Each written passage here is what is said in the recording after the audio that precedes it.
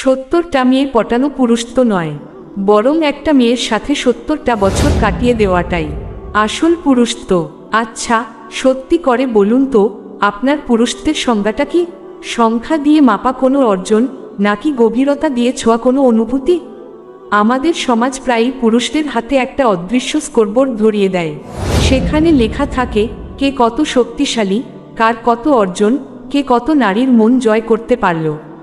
70টা মেয়েকে পটানো সেই স্কোরবোর্ডের একটা বিশাল নম্বর, যা দেখে বন্ধুরা বাহবা দেয়, অহংকার ফুলে ওঠে।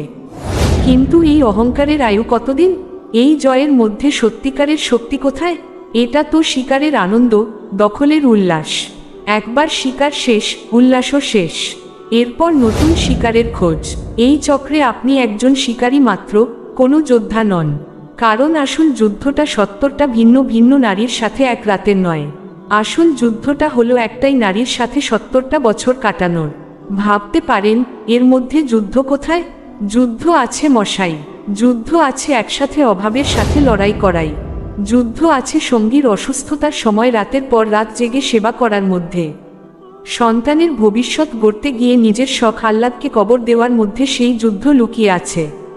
40 বছরের দাম্পত্যের পর যখন সামান্য কারণে তীব্র ঝগড়া হয়, তখনও মুখ ফিরিয়ে না নিয়ে আমরা একসাথে আছি, এই বিশ্বাস ধরে রাখার নামই যুদ্ধ। 70টা মেয়ের সামনে নিজেকে সেরা প্রমাণ করাটা অভিনয়, যে কেউ চেষ্টা করলেই তা পারে। কিন্তু ভালোবাসার মানুষটার সামনে নিজের সব দুর্বলতা, সব অক্ষমতা প্রকাশ করার পরও তার চোখে সম্মান ধরে রাখাটা হলো আসল পুরুষ।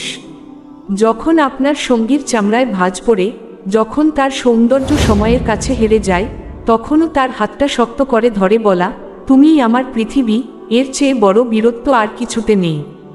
আপনার দাদু বা নানার দিকে তাকিয়ে দেখেছেন কখনো? দেখেছেন কিভাবে বয়সের ভারে নুজ হয়েও একজন আরেকজনের অবলম্বন হয়ে বেঁচে থাকেন? ওষুধের তালিকাটা মনে করিয়ে দেওয়া, একা একা খেতে না পারলে মুখে তুলে খাইয়ে দেওয়া, কিংবা কোনো কথা না বলেও পাশে বসে থাকার যে নির্ভরতা, সারা পৃথিবীর কোনো ট্রফি বা কোনো বাহবা এর সমান হতে পারে না। এই নীরব যোদ্ধারাই আসল পুরুষ। পুরুষত্ব মানে নারীর শরীর জয় করা নয়, পুরুষত্ব মানে একজন নারীর মনের ভেতর আস্থা আর বিশ্বাসের একটা অটল পাহাড় তৈরি করা। 70টা মেয়ের কাছে হিরো হওয়া হয়তো খুব সহজ, কিন্তু একটা মেয়ের পৃথিবীতে 70 বছর ধরে ভরসা হয়ে থাকাটাই আসল পুরুষ। এখন নিজেকে প্রশ্ন করুন, আপনি কি 70টা সস্তা জয়ের শিকারী হতে চান, নাকি একটা গভীর সম্পর্কের দীর্ঘস্থায়ী যোদ্ধা হতে চান? উত্তরটা আপনার ভেতরের পুরুষত্বকেই চিনিয়ে দেবে।